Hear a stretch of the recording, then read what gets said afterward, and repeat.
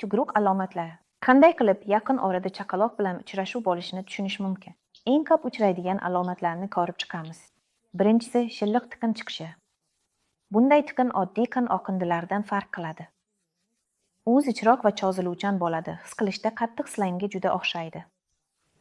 U kichik bo'laklar ko'rinishida yoki bir yo'la katta hajmda chiqishi mumkin. Ba'zan u ko'p miqdorda qon aralash bo'lishi mumkin. Qo'rqmang. Ikkinchisi vazn to'xtashi yoki kamayishi. Uchinchisi diareya. Tugruqdan oldin ko'pchilik ayollarda ichaklar bo'shashadi yoki tozalanadi. To'rtinchisi ko'plab ayollarda qorin pastga tushadi.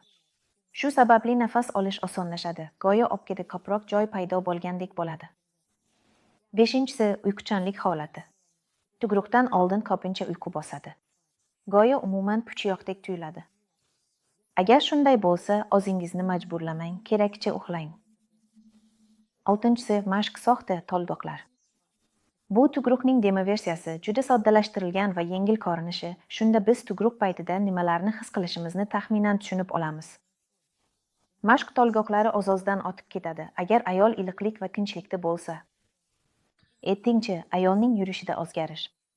Tugruqdan oldin biz o'rdaklardek keng yurib harakatlana boshlaymiz. Bizning chanoq suyaklarimiz go'yo bo'shashgan boltlar ustida turgandek bo'ladi.